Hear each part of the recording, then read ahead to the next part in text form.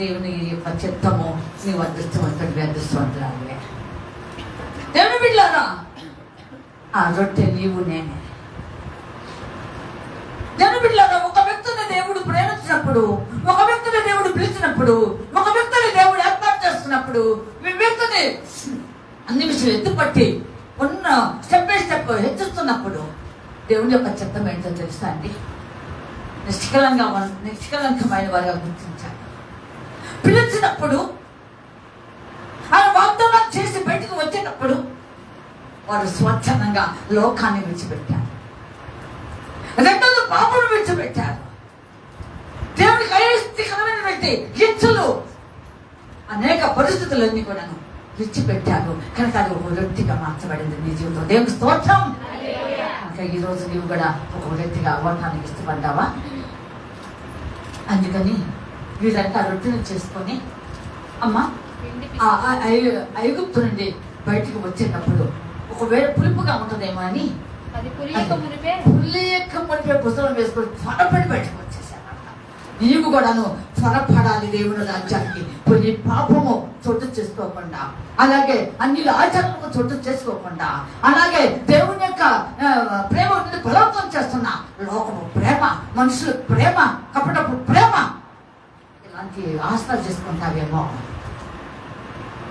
అమ్మ కపటపు ప్రేమ ఒక వాయన ఉన్నాడు బైబిల్ అందులో, చెప్పండి. యోధ స్వచ్ఛమైన ప్రేమను చూపించాడు. ఇంకొక ఆయన చెప్పండి, చెప్పాలి త్వరగా చెప్పండి. అమ్మా అన్నలను చూసి ఆ ప్రేమ లోపల ఉన్నటువంటి ప్రేమను మంచుకోలేక చాటుగా వచ్చి నేర్చుకున్నాడంట. ఈ మాట చదివి నేను అనేక మార్లు నేర్చుకున్నాను. ఆలోచించండి ఇలాగా స్వచ్ఛమైన ప్రేమ, కల్మషం లేని ప్రేమ, అమ్మ మనుషులు అతన్ని మెప్పించే ప్రేమ ఏమీ లేవు. శాశ్వత ప్రేమ, యేసు ప్రేమ.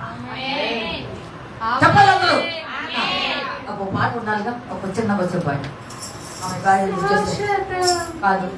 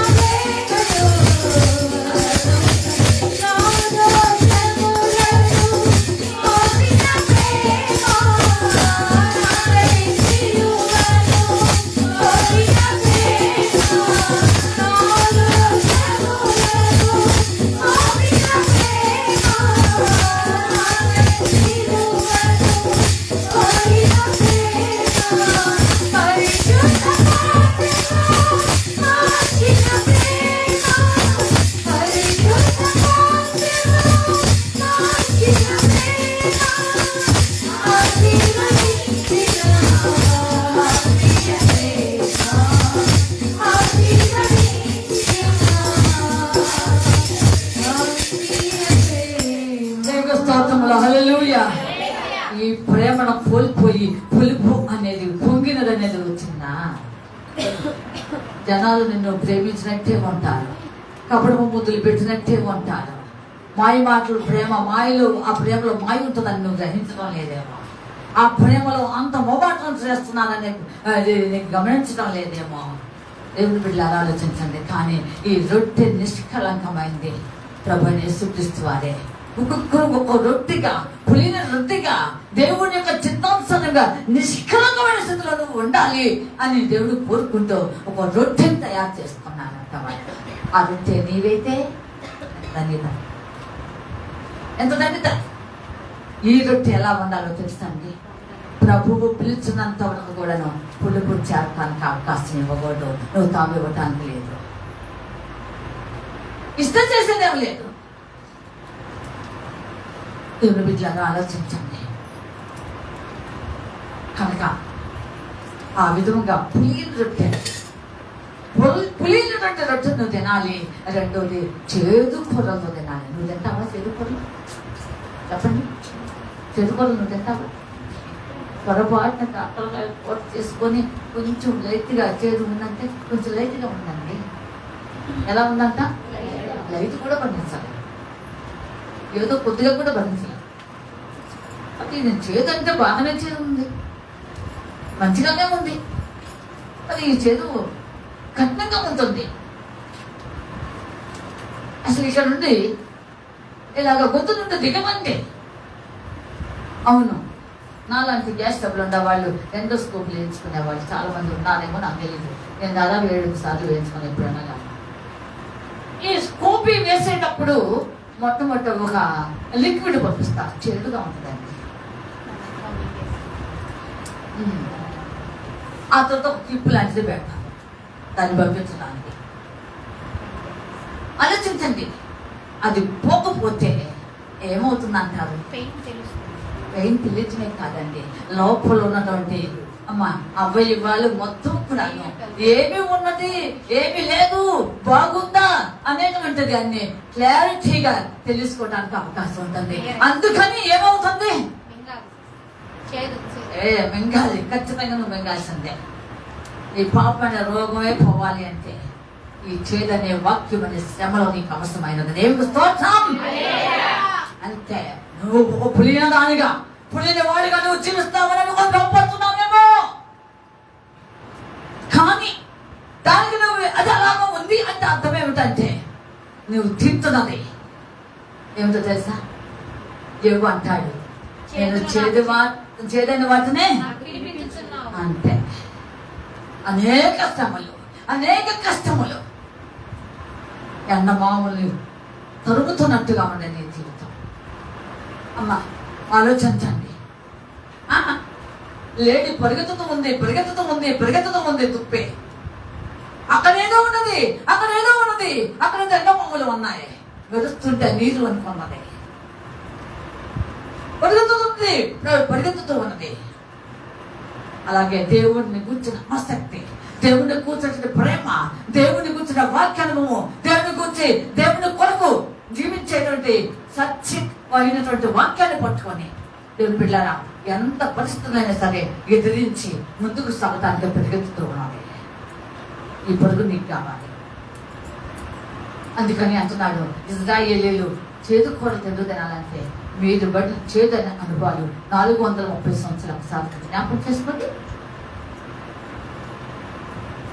430 సంవత్సరాలు మీరు ఐగుప్తు దేశంలో ఉన్నప్పుడు ఎంత కఠినత్వము, ఎంత బానిసత్వము, ఎంత భయంకరమైన తీవ్ర పరిస్థితులు, ఎన్ని 100 సార్లు కొడ దెబ్బలు తిన్నారు, ఎన్ని 100 సార్లు తిండి లేకుండా ఉన్నారు, ఎన్ని 100 సార్లు మీ మీద ప్రతిపాదన చేస్తూ అనేక పరిస్థితుల్లో మీ జీవితాన్ని నలిగిపోయి కొత్తబడిలాగా ఉన్నది. ఒకసారి మీరు జ్ఞాపకం చేసుకోండి అన్నట్టు.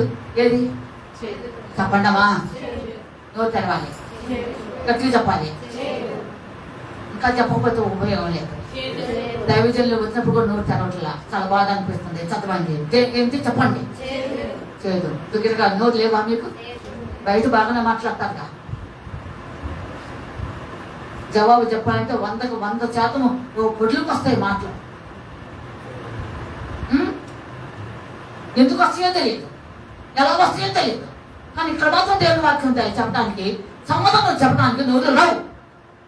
చెప్పండి, ఎంతైతే తినాలి? చేదు. అది అమ్మ చెప్పలేదు పూర్తిగా. పెద్ద స్టైల్ ఏముందా మీ దగ్గర? అబ్బో బానే ఉందే, కట్ చేస్తున్నారు. నీ పేరు కట్ చేసి పిలవచ్చు, తప్పు లేదు. కానీ ఇక్కడ కట్ చేస్తే మాత్రం ప్రమాదమే. చెప్పండి. బిట్టర్ హర్బ్స్, చేదు కూరలు. తెలుగులారా, చేదు అయిన అనుభవం అనిపించావమ్మా? అనిపించావయ్యా? ఎక్కడ? ఐగుప్తు దేశం. అవి జ్ఞాపకం చేసుకుంటూ ఈ రోజు దేవుడు నా విమోచకుడు, సజీవుడు, నాకు విడుదల ఇవ్వడానికి, నన్ను అన్ని విధులలో ఆయన రక్తం కనబడి విమోచిస్తున్న ఒక బిడ్డగా నన్ను చేయడానికి ఈ రోజు సిద్ధపరచుకుంటూ ఆ విషయాలన్నీ కూడాను గతించిన కాలం చాలు, ఒకసారి జ్ఞాపకం చేసి వదిలిపెట్టే అని దేవుడు నాకు చేదుకోవలా తినిపిస్తున్నాడు అని అంటున్నాడు. దేవుడు స్తోత్రం. ఆ తర్వాత ఇంకొక అనుభవం చదవండి. 12. దాని తలను, దాని కాలను, దాని ఆంత్రములను, దాని అంత్రములను, ఆంత్రములు, దాని తలను, దాని కాళ్ళను, దాని ఆంత్రములను అగ్నితో కాల్చి. లేవియా కాండంలో కూడా మీరు చదువుతున్నప్పుడు ఆంత్రములు అని వస్తాయి. ఎప్పుడైనా చదివాను? ఏమనుకుంటున్నారు మీరు? ఏమనుకుంటున్నారు నాకు చెప్పండి. ఏమండి ఏమనుకుంటున్నారు? ఆంత్రములని ఏమనుకుంటున్నారు? ఏమండి దానిని నీళ్ళతో కడగల. ఆంత్రములు అంటే ఏమిటి? కిడ్నీస్ అండి, మూత్రగద్దులే అంటారు ఆంత్రములు. వాటిని ఏమన్నా వాటిని కూడా నువ్వు ఎలా ఉండాలంట? నీటితో కడగాలి. ఎందుకబ్బా? వినాలి. ఇక్కడ అర్థం లోతుల మర్మం ఉన్నాయి. సరే, కాల్చడం ఒకటి, ఇంకో తొందరగా కలగాలని లేదా? సరే, అగ్నితో కాల్చాలంట. ఎందుకు కాల్చాలి? అగ్ని వస్తేనే పరిశుద్ధపరచబడుతుంది. నువ్వు ఏ అవయవంతో పాపం చేస్తావో, నీకు ఏ అవయవం నీకు కష్టతరముగా నీ జీవితాన్ని ఒక శాపగ్రస్తంగా చేసిందో, ఈరోజు నీవు అగ్ని అని పరిశుద్ధాత్మ ద్వారా నువ్వు శుద్ధీకరించబడాలి. ఆ తర్వాత అంటున్నాడు ఉడికి ఉడకనది అంటే అర్థమైంది హాఫ్ బాయిల్డ్ అని అర్థం. ఉడికి ఉడకనది, హాఫ్ బాయిల్డ్, ఫుల్ బాయిల్డ్ కాదు. ఏమండి ఈ మధ్య పచ్చికూరగాలి అంటే తినాలి. ఒకప్పుడు బాగానే తిన్నాను, ఎక్కడ చూసినా సరే పచ్చికూరగాలి. ఇప్పుడు కొంచెం తగ్గినట్టుంది ప్రజల్లో. అవునా కాదా? అదొక వింత అండి. అంతకుముందు ఆయిల్ పుల్లింగ్ వస్తే ప్రతి ఒక్కరు ఆయిల్ తెప్పించుకొని బిఫోర్ డ్రెస్ ఏం చేశారు? అయితే అన్నారు. అది పోయింది. పచ్చిమిరపకాయలు ఇది పోయింది. మొక్కలు ఇది పోయింది. రకరకాల తంతులు. కానీ దేవుడు మన తంతు ఎంతో తెలుసా? ఉడికి ఉడకన తినమంటున్నాడు. ఉడికింది మాత్రం ఉడికి ఉడకనేది తినకూడదా? తినకూడదు. ఇంకా ఏ కాలం వరకు నీళ్లతో వండబడినదైనను. అంటే దేవుడు బిడ్డలారా, నీ శ్రమ, నీ కష్టం, నీ నష్టం ఎదిగిన దేవుడు వాటన్నిటిని ఈ రోజు గుడ్బై చెప్పేసి వదిలిపెట్టమంటున్నాడు. ఉదయం నుండి సాయంత్రం వరకు కూడా ఏం చేయాలి? అగ్నితో మిగలకూడదు. ఒకటి మిగిలినది ఏదైనా ఉంటే అగ్నితో కాల్చాలి. అది నియమ నిబంధన. అది మొదటిదైతే రెండో నియమ నిబంధన 14వ వచనం అనుకుంటా, 11వ వచనం రాయబడి ఉంది. దానిని తినవలసిన విధమేమనగా మీ నడుము కట్టుకొని, మీ చెప్పులు తొడుగుకొని, మీ కర్రలు చేత పట్టుకొని త్వరపడుచు దానిని తినవలెను. ఇక్కడ ఈ విషయం దాదాపుగా చెప్పేసి త్వరగా ఇంకో పాయింట్ లో పడతాం. దాన్ని తినవలసిన విధమేగా ఇదే. Last supper. ఇది ఈ బల్లారాధన అంటున్నాం, కమ్యూనియన్ అని అంటున్నాం. ఇది తినే విషయము. చాలా రిస్ట్రిక్షన్స్ పెట్టాడు దేవుడు. ఆలోచించండి, మామూలు విషయం కాదు. దాన్ని మీరు తినవలసిన విధము మీ నడుము కట్టుకోండి. అంటే ఏంటబ్బా? నడుము అనగా సర్వసత్యము, వాక్యం అనే సర్వసత్యము. వాక్య అనుభవం లేకుండా, వాక్యం తెలియకుండా, వాక్యం ఈ యొక్క లార్డ్ సప్పర్ అనగా ఈ పేస్బర్ గురించి ఏం చెప్పాడో నీకు తెలియకుండా నువ్వు మాత్రం పొరపడవద్దు. వాక్యం బాగా తెలుసుకొని నీవు వచ్చి బలలో చేయాలి. నడుము కట్టుకో. వాక్యమైన సత్యం, వాక్యమైన సత్యం. ఈరోజు ఇవేమి వివేచించడం లేదండి చాలా ప్రాంతాల్లో. అయితే నేను ఎవరిని విమర్శించను, కానీ ఉన్న విషయం చెప్తున్నా, ఆలోచించండి. దేవుని యొక్క వాక్య రీత్యా ఆలోచించండి. ఏమేమి ఆలోచించట్లేదు. మొన్న వచ్చిన ప్రదర్శనని అడిగారు, అమ్మాయి సంఘాన్ని ఎలా సిద్ధపరిచి మీరు బలారాధన జరుపుతున్నారు అన్నారు. ఖచ్చితంగా నెలాఖరులో 3 రోజులు ఉదయం సాయంత్రంలో ఫాస్టింగ్ ప్రేయర్స్ ఉంటాయండి. హోల్ నైట్ ప్రేయర్ ఉంటుంది. బలారాధన మంచి పని చేస్తున్నారమ్మా. సిద్ధపడకుండా అనేక సంఘాలు ఇస్తున్నట్టున్నారు, కానీ మంచి పని చేస్తారు అన్నారు. ఇప్పుడు కాదు, ఎప్పటి నుండో ఉందండి ఈ విధానము, ఈ కట్టడం ఇప్పుడు కాదండి అన్నాను. మంచి పని అమ్మా అన్నారు. నీవి 3 దినములలో నీ వస్త్రములను ఉతుక్కోవాలని నెంబర్ 1. అంటే నీ హృదయం అనే వస్త్రములను చించుకోవాలి, ఉతుక్కోవాలి, స్వచ్ఛపరచుకోవాలి. దేవుడు చూడటానికి ఇజ్రాయేలీలు వచ్చేటప్పుడు కొన్ని నిబంధనలు చెప్పాడు మోషే గారికి. ఇజ్రాయేలు సీనాయి పర్వతం దగ్గర వచ్చేటప్పుడు ఊరకనే రావద్దు. వాళ్ళు ఏం చేయాలి? మొదట ఉతుక్కోవాలయ్యా. అలాగే నీవు బల్లారాధనలోకి వచ్చేటప్పుడు నెంబర్ 1 ఉతుక్కునుట, సెల్ఫ్ ఎగ్జామిన్. అనగా నిన్ను నీవేమిటో కొంచెం పరీక్ష చేసుకో, పరీక్షించుకో. నువ్వేమన్నావో తెలుసుకో. ఏ విధంగా యోగ్యంగా ఉన్నావా, అయోగ్యంగా ఉన్నావా, అర్హత ఉన్నదా, అర్హత లేదా, ఇవన్నీ ఆలోచన చేసుకో. ఒక్కసారి సెల్ఫ్ ఎగ్జామిన్. అందుకే దావీదు అంటాడు, యెహోవా నీవు నన్ను పరిశోధించు. ఏమండి? ఆయన పరిశీలన కంటే నీ పరిశీలన కూడా అవసరమే. కనుక దేవుని బిడ్డలారా, మొదటగా నీ జీవితము అది తినవలసిన విధము సత్యము. అంటే నేను నువ్వేమిటో తెలుసుకో. Worthy or unworthy, eligibility or in eligibility,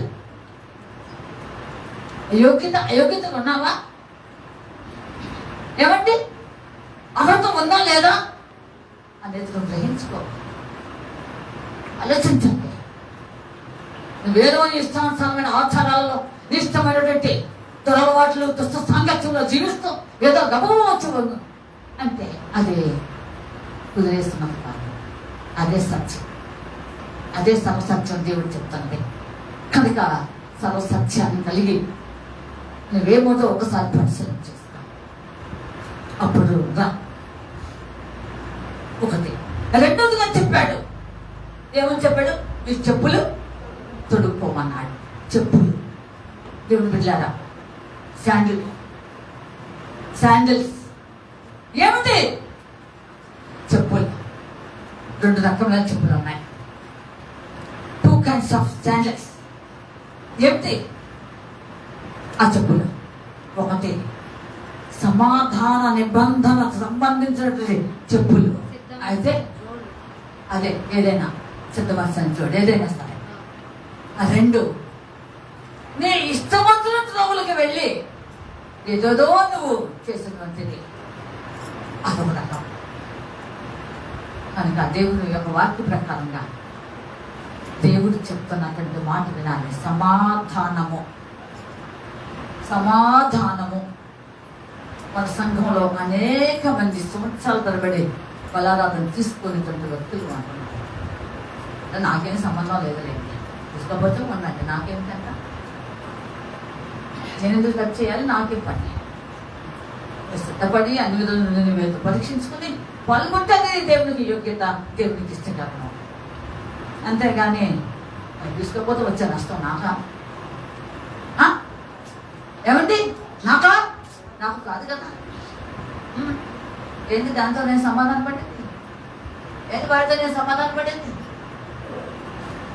ఏదో లెక్కలేని పరిస్థితి. ఇంటి మాటలు సమాధాన పడవు. భయంకరమైన యొక్క జీవితమే అటు ఇటు మాటలు, గాడి మాటలు చెబుతాం, మాట్లాడతాం, బలరాధన ఇస్తాం. ప్రతికంతా అధికారుల కలలకు అవతవగా ఉంటుంది. బలరాధన ఇస్తాం. మార్పులే ఇది మించింది పోతుంది. సీరియల్స్, సినిమాలు.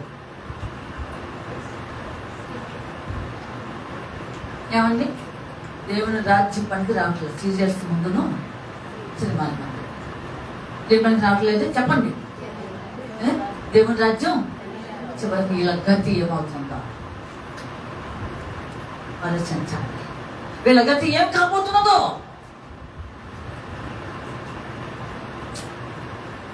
ఎంత బాధాకరం అండి. సంవత్సరాలు గడిచిపోతున్నాయి, దానికి ఎడిక్ట్ అయిపోయి జీవితం మార్చుకోలేక. ఏమండి, ఆ సీరియల్ ఇంకేం ఉపయోగపడుతున్నది? ఎంత బాధాకరం మీద ఒకసారి ఆలోచించండి. వీటన్నిట్లో కూలిపోయి దేవుని యొక్క సన్నిధానంలో వారు వాటిని త్యజించి విడిచిపెట్టలేక, ఈ ద్రోణు వాగులో మారినటువంటి స్థితి పారవేయలేక, దానిలోనే విడిచిపెట్టలేక ఎంత బాధపడుతుంది. ఎన్ని సంవత్సరాలు ఆలోచించుకోండి. నేను ఎవరిని గురించి చెప్పడం లేదండి. అయినా ఇష్టమే. సీరియల్స్ కావాలి, సినిమాలు కావాలి. ఇవి కాక శరీర సంబంధమైన ఇచ్చలో కోరికలు ఎగిసిపడుతున్నప్పుడు చేసేదేముందండి? పులిని వాటితో గట్టి తినాలి. శరీర ఇచ్చలు మీద ఎగిసిపడుతూ, శరీర కాదికలు నీ మీద ఎగిసిపడుతూ, లోక పొరబడిన పరిస్థితులన్నీ నీ మీద ప్రభుత్వం చేస్తూ, దేవుని ఎందుకు రాకూడదు, టచ్ చేయటానికి లేదు. కనుక ఆలోచించండి. సమాధానం మొట్టమొదట నీకు దేవునికి సమాధానం కావాలి. వింటున్నారా? ఎవరెవరితో? నీకు దేవునికి యెరూషలేముకు సమాధానం కావాలి. వినాలి. ఈ సమాధానం కొరికే దేవుడు ప్రలాపించాడు. లూకా సువార్త 19వ అధ్యాయం. లూకా సువార్త 19వ అధ్యాయం 41. నీవును ఇతర మంది ఆయనను కాదు చదువమ్మా. చదువు. ఆ పట్టణమునకు సమీపించి ఆయన పట్టణమునకు సమీపించినప్పుడు దానిని చూచి దాని విషయమై ఏడ్చి నీవును ఈ దినమందైనను సమాధాన సంబంధమైన సంగతులను తెలుసుకుని ఎడల నీకెంతో మేలు. కానీ ఇప్పుడవి నీ కన్నులకు మరుగు చేయబడి ఉన్నవి. అంతే. ఎన్నిసార్లు సమాధానం గురించి చెప్పినా నీ కన్నులకు మరుగు చేయబడినాయి. చూడటంలో బైబిల్ లేఖనాలు, చెవులు లేవు, కళ్ళు లేవు. ఎంత బాధ కదా. యేసుప్రభువు యెరూషలేమును కోరుకున్నారు. ఆయన కోరుకున్న పట్టణం అండి, తను ప్రేమించిన యెరూషలేం అండి, తను ఏర్పాటు చేసుకున్న తను సింహాసనం వేసిన దిష్టి వేసినట్టు యెరూషలేం అండి. అలాంటి యెరూషలేమును బహుగా ప్రేమించాడు.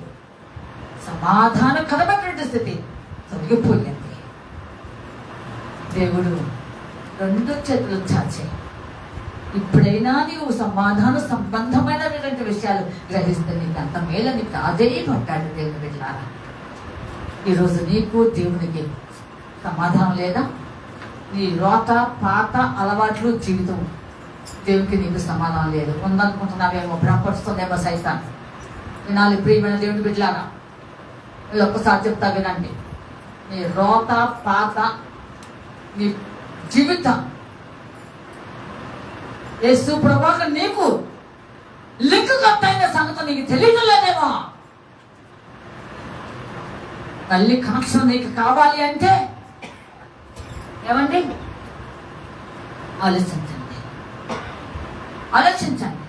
నాకు లైట్లు అన్నీ వెలుగుతున్నాయి, వాషింగ్ మిషన్ పని చేయట్లేదు, టీవీ పని చేయట్లేదు, వాటర్ పని చేయట్లేదు. ఒకసారి లైట్లు వెలుగుతున్నాయి, ఫ్యాన్లు తిరుగుతున్నాయి. ఇదేంటి ఇదేంటి ఇదేంటి అని ఆశ్చర్యపోయాను. ఏంటి పరిస్థితి? బాలాజీ వద్ద చూస్తే అంత బాగుంది అక్క అన్నాడు. అంత బాగుందంట అన్నాడు. సరేలే పాపం వాడు తెలిసి చూపిస్తే అంత బాగుంది అన్నాడు. మరి ఏం పని చేయట్లేదు కానవేంటా అని చెప్పేసి ఎలక్ట్రీషియన్ పిలిపిస్తే ఏదో ఫీజు పోయిందండి, దానికి సంబంధించిందని పెట్టేసిపోయారు. టకటకదాన్ని నీకు దేవుడికి సమాధానం ఫ్యూజ్ ఎగిరిపోయింది. దేవుడు స్తోత్రం. అది మొదలు కనెక్షన్ పెట్టుకుంటే వచ్చేస్తుంది.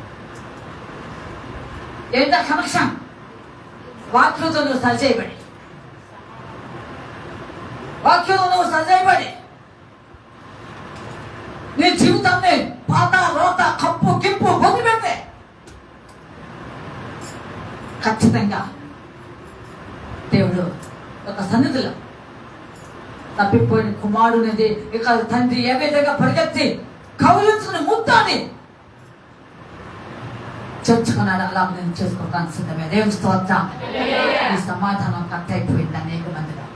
ఈ మొదటి సమాధానం ఉందో లేదో నాకు అందుకే చాలా మంది సంవత్సరాల తరబడి పొలంలోకి రాకపోవడం కారణం. రెండవ సమాధానం కట్ అయిపోయింది. మనుషులతో లేదు, మనుషులతో లేదు.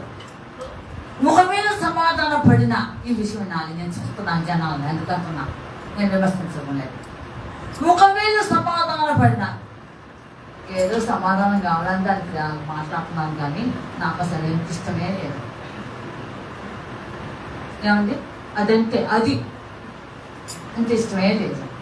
ఏదో వాడిని ఏదో సమాధానం కావాలి, బల్లలో పాల్గొనాలని. ఏది అంటే నీ సమాధానం బల్లను ఆస్తా చేసుకున్నావా? వినాలి ఇక్కడ. నువ్వు సమాధానంగా ఉంటే ఇక పై పైన పూట కూస్తే బల్లారదులో చేయి పెట్టాక దేవుడు చూస్తున్నాడు. God knows all things. జాగ్రత్త.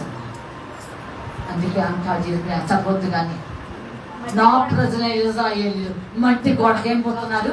గచ్చిపోత పోస్తున్నారు అంట. గచ్చిపోతే ఎంతో కాలం ఉండదు.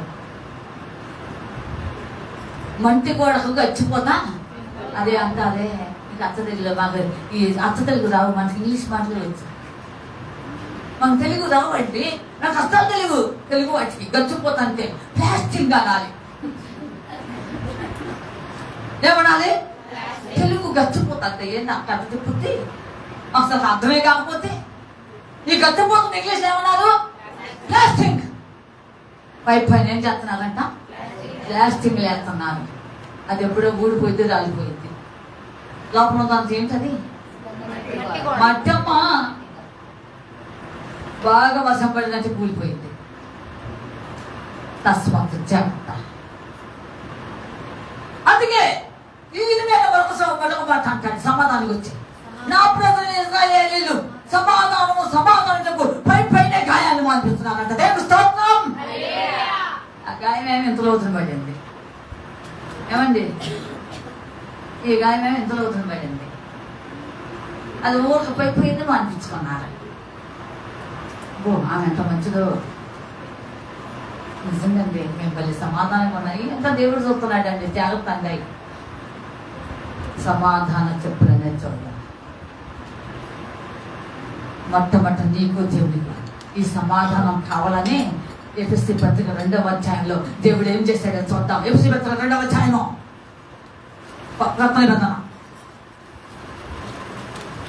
క్రొత్త నిబంధనలకు రండి. తన శిలువ ద్వారా ద్వారా ఆ ఆ ద్వేషమును సంహరించి ద్వేషమును సంభవించి దాని ద్వారా వీరిద్దరిని ఏక శరీరముగా చేసి ఆ. దేవునితో సమాధాన పరచవలెనని ఆ. ఈలాగు చేసిన గనుక ఆ. ఆయనే మనకు సమాధానకారకుడై ఉన్నాడు. దేవుని స్తోత్రములు. హల్లెలూయా.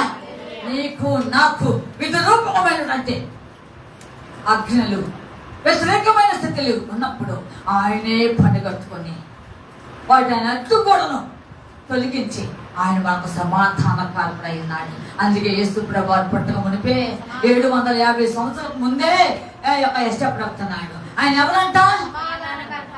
అంతే. పీస్ ఆఫ్ పీస్, సమాధానకారకుడు. అలాంటి దేవుడు ఈరోజు నీకు నాకు సమాధానకారకుడైతే ఈ సమాధానం మనకు అవసరం. పై పైన గాయం అనుకుంటున్నారు, పై పైన ఖర్చు పట్టుకొస్తున్నారు. ఎవరికి ప్రమాదం? వాస్తవ దేవుడు మరి కనుక సమాధానం అనే సిద్ధమైన దేవుడు రావాలంట. ఇది 2. 3వది ఏం చెప్పాడు అర్థమండి? కర్రలు పట్టుకొని కథలు ఎవడంతానికి ఎవరిని వస్తావు, ఎవరు ఏడుస్తావు? కథలు పట్టుకోవాలంట. ఆలోచించం. కర్ర శక్తి. దేవుని స్తోత్రములు. హల్లెలూయా. మోషే నీ చేతిలో ఉన్నది ఏమిటి? కర్ర. కనబడి పామయ్యింది. ఐగుప్తు విద్వాంసులు మంత్రగాళ్ళు బోలు వద్ద వచ్చారు, దాన్ని కర్ర చేయలేకపోయింది. పసులో కర్ర అయిపోయింది. మోషే ఆ కర్రను తీసుకువెళ్ళి ఎదురు కొట్ట ఏమైపోయింది? రక్తంగా మారింది. మరల కొట్ట నీళ్ళగా మారిపోయింది. కర్ర ఆ కర్రతోనే కొట్టాడు. ఏంటి దేన్ని? గట్టిగా చెప్పాలి.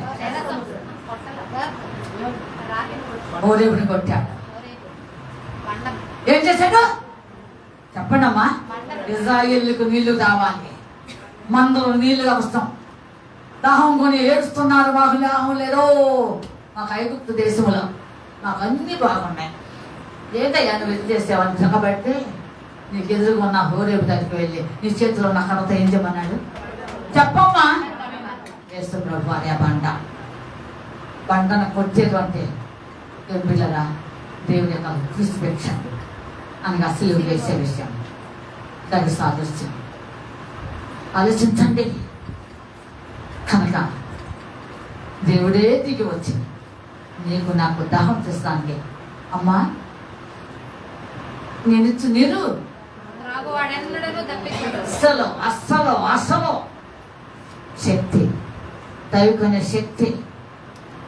దేవుని బిడ్డలారా ఆలోచించండి. కనుక దైవికమైన శక్తిని పట్టుకోవాలి. ఈ కథలో ఒక పేసీ వచ్చింది. ఆయన పరిశుద్ధులంట, ఈయన పరిశుద్ధులంట. మేమందరం సమాజం అంతా మేము పరిశుద్ధులం కామా? వాళ్ళేనా మా మీద పెత్తనాలు చేసేది? వాళ్ళే పెద్ద గొప్పవారా? వాళ్ళేం చేసారు? వాళ్ళు తప్ప మాకు నడిపించే నాయకులు లేదా అన్నట్టు ఫీల్ అయిపోయారు. వీళ్ళు చదవకుండా పేర్లు చెప్పండి. ఇజ్రాయేలులో ముఖ్యంగా అమ్మ కోరహు, అభిరాములు ప్రత్యేకంగా సమాజానికి వ్యతిరేకం అయిపోయారు. వారితో పాటు 250 మందిని పోగు చేసుకున్నారు. ఇలాగా మోషే అహరోనుకు వ్యతిరేకంగా మాట్లాడారు. అది పనిచేస్తానని తెలుసు. ఏమి లేవి లోకాలను యాజకత్వం చేసేది మేము అనర్హులమా? నేను పట్టుకున్నావా?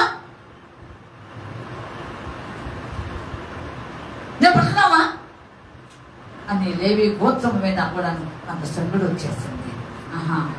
సరే మంచిది. ఇజ్రాయేలు 12 గోత్రంలో వారిని ఒక కథ తీసుకుని పేరు రాయమని చెప్పారు. రూబేను మొదలుకొని షిమ్యోను, అక్కడి నుంచి లేస్ట్ గోత్రమైన బెన్యామీను వరుసగా పెట్టండి, హోమాలు పెట్టండి. ఆ తర్వాత కొద్ది దినములు అయిపోయిన తర్వాత కథలు బయట తీయమంటే ఏ కథ చిగురించింది? అది అంటే అహరోను కథ చిగురించడానికి కొన్ని సాదృశ్యం 1-2 క్లుప్తంగా చెప్పేస్తాను. 1, లేవి వంశము దేవుని యొక్క ప్రణాళిక, దేవుని యొక్క చిత్తమైనది యాజకత్వం చేయడం. నెంబర్ 1. నెంబర్ 2, కథ చిగురించింది అంటానికి అర్థము వారు ఖచ్చితంగా ఎటువంటి పరిస్థితుల్లో వారు అర్హత కలిగినవారు. వారికి మాత్రమే ఇది అప్పగించబడింది. ఇక మూడవదిగా చూసినట్లయితే వారిలో ప్రత్యేకించబడిన జనాంగంగా గుర్తించబడ్డారు, స్వీకరించింది అంటే అర్థం. ఇశ్రాయేలు సమాజంలో లేవి గోత్రం ఏమి చేయబడింది? ప్రత్యేకించబడిందబ్బా. దశమ భాగంలో కానుకలైనా ఫ్రీవిల్ అనగా స్వేచ్ఛార్పణలైనా ఏ తెచ్చినా సరే వాళ్ళే అర్హత కలిగిన వారు. మిగిలిన ఏ గోత్రానికి అర్హత లేదు. ఇలాగ ఎంచుకున్నాను కనుకనే ఆ గోత్రం చిగురించేసింది అని అర్హతగా సాధిస్తుండగా ఆ విధంగా కథలు చూపించారు. కావాలండి కొంత అర్హత. దేవుని యొక్క చిత్తానుసారంగా నీ బలలో పాల్గొనటానికి, బలను సమీపించడానికి, పాత్రలో చేయవేయటానికి నువ్వు ఎలా ఉన్నావు ఆలోచించుకోండి. టీవీ కట్టేసి వచ్చి పాల్గొంటాను అంటావా? ఏమండి? చూసి చూసి చూసి కన్నులు పోతాయి. నాకు తెలిసి అంతవరకు ఎలా ఉంటుంది. కన్నులు పోకుండా ఉండటానికి ఇప్పుడు నుండి ప్రార్థన చేసుకోండి. వ్యర్థమైన వాటిని చూడకుండా నా కన్నులు తిప్పిపోయిన ప్రార్థన చేసుకోండి. దేవుని స్తోత్రం. కనుక ఆలోచించండి. దైవకుని శక్తి కంటే సాతాను శక్తి గొప్పది కాదు. కనుక దైవకుని శక్తిని కలిగి ఉండండి. ఆలోచించండి దేవుడు బిడ్డలారా. ఆ తర్వాత నాలుగోది ఏమన్నాడు? త్వరపడుచు తినాలి. ఏంటి త్వరపడేది? దేనికి త్వరపడాలి? ఎందుకు త్వరపడాలి? ప్రగతితో తింటావా? ఏమండి? ఏంటి అసలు త్వరపడుతున్నావా? నాకు అసలు దీనికి అర్థం తెలియడం లేదు. దేవాది దేవుడు చెప్తున్నాడు త్వరపడాలి. రాకడ వస్తుందని త్వరపడాలి. మంచి దినంలో అపాయకరమైన కాలం వచ్చని ప్రభు త్వరగా రాబోతున్నాడు కనుక భయముతో త్వరపడు వాళ్ళలో చేయబెట్టాలి. నీ జీవితం చక్కగా సరి చేసుకుని నేను ఇప్పుడు చాలా కాలం అయింది, నెలలు గడిచిపోయి సంవత్సరాలు గడిచిపోయి ఇప్పుడైనా ఒక నూతన స్థితిగా చేయబడ్డానని త్వరపడి వాళ్ళ రా. అందుకు త్వరపడి అర్థమవుతుందా? త్వరపడుచు దాన్ని చేసుకోవాలి. ఇది దేవుడు ఇచ్చినటువంటి ఇన్స్ట్రక్షన్స్. ఇకపోతే దేవుడు చెప్తున్నాడు, అది మాత్రమే ఒక మాట అవుట్లైన్స్ వచ్చేసి నేను ముగించేస్తాను, త్వరగా ముగిస్తాను. ఎందుకంటే 1:10 అయింది. ఒక 5 నిమిషాలను ముగిస్తాను. ఇకపోతే దేవుడు ఒక వాక్యం మాతో ఏం చెప్తుందో చదువుదామండి. అసలు దీనిని దేవుడు ఎలా జరుపుకోమన్నాడు, తినమన్నాడో చెప్పాడు. 15-16 వచ్చాను చదవండి. 7 దినములు పులియని రొట్టెలను తినవలెను. మొదటి దినమున ఈ ఇండ్లలో నుండి పొంగినది పారవేయవలెను. మొదటి దినము మొదలుకొని 7వ దినము వరకు పులిసిన దానిని తిని ప్రతి మనుష్యుడు ఇశ్రాయేలీయులలో నుండి కొట్టివేయబడును. ఆ మొదటి దినమున మీరు పరిశుద్ధ సంఘముగాను 7వ దినమున పరిశుద్ధ సంఘముగాను కూడుకొనవలెను. ఆ దినముల యందు ప్రతివాడు తినవలసినది మాత్రమే మీరు సిద్ధపరచవచ్చును. అంతే. ఇలా దేవుని యొక్క వాక్యము దేవుని బిడ్డలారా ఆలోచించండి. ఎంత బాగా చెప్పాడు, ఎంత బాగా చెప్పాడో దేవుని చూడండి. 7 దినములు పులియని రొట్టెలు తినాలి. 6 దినములు కంటిన్యూగా ఎలా తిన్నారో 7వ దినం 7 సంఖ్య చాలా ఉన్నతమైంది. మీ అందరూ తెలుసు బైబిల్ గ్రంథం అంతట్లో మన దేవుడు పరిపూర్ణుడు. 7 ఆత్మలో కలిగినవాడు, 7 సంఖ్యలో కలిగినవాడు, 7 దివ్య సమయంలో సంచరించేవాడు. దేవుని బిడ్డలారా ఆలోచించండి. 7 చాలా శ్రేష్టమైన సంఖ్య. 6 అంటే సంపూర్ణత, ఇంకొకటి మాత్రమే కొద్దుగా ఉంది. ఇలా కొద్దులు పుచ్చుకోవడానికే నీకున్న అభ్యంతరములు, నీకున్న ఆటంకములు 6 దినములలోనూ దాన్ని సరిచేయబడాలి. 6 దినములను సరిచేయబడాలి. దేవుని బిడ్డలారా 7వ దినమున నిన్ను నీవు పరీక్షించుకొని సరి చేసుకొని నీవు బలలో చేయగలిగావు. కనుక 6 దినములు ఎలా తిన్నావో 7వ దినం మాత్రము తస్మత్తు జాగ్రత్త. నువ్వు మాత్రం పరిశుద్ధపరచుకొని చక్కగా 6 దినము అలాగా 7వ దినము కూడా తినాలి. అలాగా అంతేకాకుండా మనకు మాట అంటున్నాడు 15లో, మిట్లలో ఏది కూడా నువ్వు పులిసింది అసలు కనిపించకూడదు. అంటే ప్రతి కుటుంబము దేవుని చిత్తమై ఏర్పాటు చేయబడింది కనుక ఆ ప్రతి కుటుంబము కూడాను దేవుని దృష్టికి శ్రేష్టకరముగాను పరిశుద్ధమైనదిగాను యోగ్యముగాను దేవుడు కోరుకున్నాడు కనుక ఆ కుటుంబం ఎంత వదులుతుందో ఆలోచించండి. దానిగా అనిలాచారాలు లేవు ఆ కుటుంబంలో, లేవండి. అవును, ఇంకోటి దానిలో ఆ కుటుంబంలో ఏమీ చేరటం లేదండి. చక్కగా దేవుని వాక్యము, స్తుతి యాగములు, అలాగే అన్ని విషయంలో ఆ కుటుంబము దేవుని కృపలో ఉంది కనుక ఈ విధంగా ఒకవేళ ఉన్న 7వ దినంకి వచ్చే వరకు తీసి పారేయాలి అని ఒక నిబంధన. ఇది 2. 3వది కూడా అక్కడ ఇంకొక మాట ఉన్నది, మీ ఇంట్లో నుండి పొంగినది పారవేయవలను. మొదటి దినం మొదలుకుని 7వ దినం వరకు పులిసిన దాన్ని ప్రతి మనుషుడు దాన్ని కొట్టివేయబడాలి. తిన్న 2 మనుషులు కొట్టివేయబడతారంట.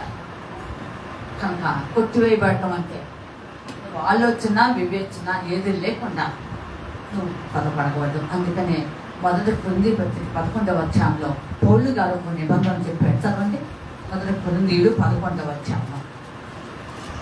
మొదటి కొరింథీయులు కాబట్టి ఎవడు అయోగ్యముగా ప్రభు యొక్క మొదటి కొరింథీయులు 11:27. కాబట్టి ఎవడు అయోగ్యముగా ప్రభు యొక్క రొట్టెను తినును లేక ఆయన పాత్రలోనిది త్రాగును వాడు ప్రభు యొక్క శరీరమును గూర్చి రక్తమును గూర్చి అపరాధి యగును. అంతే. ఎందుకు అపరాధి? నీ కొరకు నా కొరకు దేవుడు మన పాపం నిమిత్తమై ఆయన ఒక శాపగ్రస్తుగా మార్చబడ్డాడు, ఒక అపరాధిగా తెచ్చబడ్డాడు. నీ పాపంలో నా పాపంలో మన అతిక్రమములు అని గాయపరచబడినాయి. ఆలోచించండి, ఎంతమంది భక్తిహీనులు కొరకు ఒక్క నీతిమంతుడు చనిపోతారు అని కైప చెప్పిన ఆ ప్రవచన ప్రకారంగా నిరపరాధి పాపులెంచాక ప్రత్యేకంగా ఉండేవాడు, నిర్దోషి నిష్కలంకమైన ప్రధాన యాజకుడు అని మన దేవుడు మనకుంటమే కాకుండా మన కొరకు ఆయన చనిపోయి సమాధి చేయబడి తిరిగి లేచాడు, రక్తం కచ్చాడు, పట్టబడి నలిగిపోయాడు శ్రీవాడు. కనుక నువ్వు అయోగ్యంగా ఆలోచన లేకుండా నా కొరకే నా పాపల నిమిత్తమే ఆయన శిలువను పట్టాడు, నా తిరుగుల నిమిత్తమే శిలువను పట్టాడు, నన్ను ఒక నీతిమంతుడిగా నీతిమంతురాలుగా చేశాడు. కానీ ఇప్పుడు నేను అలాగా లేను అని నీవు ఒకసారి ఆలోచన చేసుకో. ఆలోచన వివేచన లేకుండా తొందరపడి రావద్దు. నలుగురు వచ్చినా పర్వాలేదు, ఎదురు వచ్చినా పర్వాలేదు. ఏమండి, నిర్దోషమైన చేతులతో పాపిష్టి పనులు ఎన్ని చేసి ఉంటావో, దీనికి శక్తులు అక్రమం చేసి ఉంటాయి, మోసం చేసి ఉంటాయి, అన్యాయం చేసి ఉంటాయి, చాటుమాటుగా ఇది పెట్టుంటాయి, లంచం ఆలోచన చేస్తాయి.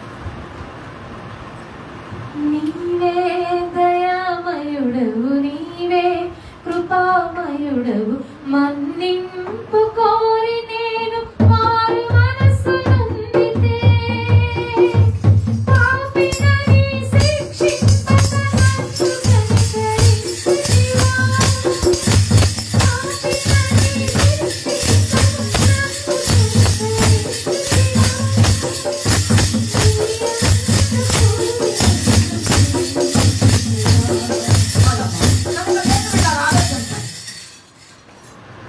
ఆలోచించాలి. ఎవడైనా సరే పులిన రొట్టె తినట్లయితే సమాజంలో కొట్టువేయబడతారు, దేవుని శిక్షకు పాత్రలు అవుతాం. జాగ్రత్త సుమా. ఏమండి, ఇచ్చేవాడు కూడా ఇచ్చినందుకు శిక్ష పొందుతారు, తీసుకున్న వాడు కూడా తీసుకున్నందుకు శిక్ష పొందాలి. జాగ్రత్త సుమా. ఇంతవరకు ఎక్కడ తిరిగాడా? ఈరోజు బలాదాన్ని గుర్తొచ్చిందా? గబాన్ని వైతే వేసుకోతే సరిపోతుందా? ఆలోచించండి, ఆలోచించండి. మీ జీవితం అంతా నూతనంగా ఉంటే ఓహో ఈరోజు వల్ల అంట చాలా జరిగిందంట. వెళ్ళలేదులే కానీ వెళ్ళరాజుల పాల్గొంట ఏముంది లేదు అనుకుని వైట్ అండ్ వైట్లో మోసపోవాలంటే. కాకపోతే నేను పెట్టిన మాట వాస్తవమే, ఖచ్చితంగా వైట్ అండ్ వైట్ కావాలని. అందుకని ఊరగా తగిలించుకుని వచ్చి లోపలంతా బ్లాక్గా ఉండి చారబాకు బిడ్డ శాపం వస్తుంది, శిక్ష వస్తుంది. మామూలు విషయం కాదు. అక్కడ జాగ్రత్త. అందుకే సమాజం నుండి వాడు ఏం చేయబట్టారంట. చదువు వదలుకుంది. ముగిస్తున్నా. కాబట్టి ప్రతి మనుషుడు తన్ను తాను పరీక్షించుకొనవలెను. అలాగ చేసి ఆ రొట్టెను తిని ఆ పాత్రలోనికి త్రాగవలెను. అంతే, అలాగా చేయాలి. ప్రభు శరీరమని వివేచింపక తిని త్రాగువాడు తనకు శిక్షా విధి కలుగుటకే తిని త్రాగుచున్నాడు. అంతే. అది శాపం తెచ్చుకుని శిక్ష పొందే కంటే మనం సినిమాలు చూసుకున్నా ఇబ్బంది లేదు, మనం సీరియస్ తీసుకున్నా ఇబ్బంది లేదు, మనం ఎట్లుంటే మాత్రం ఉపయోగమే ఏమిటంట అనుకునే వాళ్ళు చాలా మంది ఉన్నారు. పెద్దమ్మలు పెద్దయ్యలు. ఓకే, అది నీ ఇష్టం, అది నీ ఇష్టం. నీ అలవాట్లకు, నీ కట్టుబాట్లకు, నీ ఆచారాలకు, నీ పరిస్థితులకు, నీ దురలవాట్లకు, దుష్ట సాంకేతాలకు ఎవరు వస్తాడు నీ పక్షంగా? అంత నెసెసిటీ ఎవరికి ఉండదు. కాపాడలేదు. ఒకసారి గర్తిస్తారు, 2 సార్లు గర్తిస్తారు. ఇది పద్ధతి కాదు, అది మంచి పని కాదు అని చెప్తారు. కానీ జీవితకాలం అంతా నీ ఎంత బడవ చేస్తే అంత మంచి బాబు. నరకమని చెప్తే ఒప్పుకోరు. మళ్ళీ నేను ఒకరితో మాట్లాడిన నరకానికి పోతావు జాగ్రత్త అంటే అక్క ఆ మాట మాత్రం అనబాక. మరి అక్కడ ఏమనాలి? నా తెలియక అడుగుతున్నా, ఏమనాలి? పైవాది తింటున్నారా? ఆ మాట మాత్రం అనకూడదంట. ఏమండి, ఆ మాట అనకూడదంట బ్రదర్, శాలం బ్రదర్. ఏందండి అనకూడదంట? ఎందుకని? నువ్వు ఇష్టమైన ఆచారాలు ఉండొచ్చే, ఇష్టమైన దురాలవాటు దుస్తాంగతులు ఉండొచ్చే అంటే అది నీ పని. ఏమండి, ఇట్టి వారికి చాలా భయంకరంగా కఠిన శిక్ష ఉంటుంది. ఏవో అనుకుంటున్నారేమో దేవుడు అంటే ఆయన దహించకనే ఉన్నాడు. బహురోషం కలిగినది. నువ్వు ఆలోచన లేకుండా, వివేచన లేకుండా, వాక్యం ఏంటో తెలుసుకోవడం తెలియక దర్శిస్తూ పై మెరుగుల కోసం అప్పటికప్పుడు వేషం దర్శిస్తే సరిపోయిందా? ఏమంటే నేను సేవకు పిలువబడిన కొత్తలోనే నా ఆత్మీయ తల్లి సంతోషము కాదు. అమ్మా పాప, దేవుడు నీకు వైద్య చూపించాడు, నేను చూస్తున్నాను, చూపించాడు, నువ్వు అలా ఉండాలని అని చెప్పింది. సరేలే, నాకు చూపించినప్పుడు నేను చూస్తాలే, అప్పుడు మాట వింటాలే, ఇప్పుడు నాకు జబ్బు అన్నాను అంతే. చనిపోయి మట్టయ్యను. తర్వాత ఇక్కడ వచ్చిన తర్వాత కూడా చాలాసార్లు కలవరం కట్టాను సండేస్. తర్వాత దేవుడు నన్ను హెచ్చరించాడు. నేను హెచ్చరిస్తే కట్టే, అంతేకాని పై మెరుగు కోసం కాదండోయ్, అంత అవసరం కూడా లేదు. క్రిస్మస్ జనవరి 1 సండే వస్తే ఖచ్చితంగా నేను ఇవైతే కడతాను. 2 రోజుల్లో వచ్చింది కనుక కలర్ కట్టాను. 10 సంవత్సరం ఇప్పుడు గురువారం ఏమో వచ్చినట్టు ఉంది. ఆలోచించండి. నేను దేవుడి మాటకు, దేవుడి చిత్తానికి వ్యతిరేకం చేయలేదు కూడా. ఆలోచించండి పిల్లలారా. నాకు ఎవరు ఎంతమంది దూరం అయిపోయినా, ఏమండి, నా రక్త సంబంధికులైనా, బంధువులైనా, నా వాళ్ళైనా, ఎవరైనా నాకు దూరమైనా, సగం దూరమైనా, నా దేవుడు నన్ను పిలుచుకున్నాడు, అమూల్యమైన పిలుపుతో పిలిచాడు. నేను ఆయన మాటే వింటా, నేను ఆయన చిత్తమే చేస్తా. నేను చనిపోయినంత వరకు మాత్రం ఈ మాట మాత్రం ఛాలెంజ్గా చెప్తున్నా. ఇంకొక బూచుకు పిల్ల కూడా పక్కన పెడుతున్నాం. దేవుడి స్తోత్రం. అంతే, చివరి దినాల్లో ఉన్నాం కనుక నీ జీవితాన్ని మార్చుకో, మాటలు మార్చుకో, బ్రతుకులు మార్చుకో. ఏ దురలవాట్లకు లోబడిపోయి కొంతమంది వాడి జీవితాన్ని సరిచేసుకోగానే నోరు తెరిస్తే తీస దేవుడు మాట్లాడు. అసలు ప్రతిదంతా వాళ్ళే మాట్లాడతారు. అసలు విశ్వాసం అంటే నీకు తెలియదు కాబట్టి నాకేదో తెలుసు విశ్వాసం అంటే అని చెప్పేవాడు 3 మంది అనుకున్నారండో. ఇదంతా పై మెరిగే. మోసపోవద్దు. చివరి దినాలు ఇప్పుడు వస్తున్నారు. నిన్ను గుణపరిచేది, నిన్ను సరి చేసేది, నిన్ను హత్తుకున్న దేవుని కృపలో ప్రేమలో వద్దలింపచేసేది సజీవమైన జీవవాక్కు మోసుకొచ్చిన ఇతడే మోషే. అదే మనకి ఇచ్చిన నిబంధన. ఈరోజు అది మీరొద్దు. ఒకసారి ఆలోచన చేసుకో. సమాజం నుండి కొట్టివేస్తావా? పురుషుని పెట్టుకొని, నీ ఇంట్లో పెట్టుకుని, నీ ఒంట్లో పెట్టుకుని, నీ బ్రతుకులో పెట్టుకొని, నీ హృదయంలో పెట్టుకొని, నక్షత్రంలో పెట్టుకొని శిక్షణ పాత్రలుగా ఉంటావా? పత్రాలుగా ఉంటావా?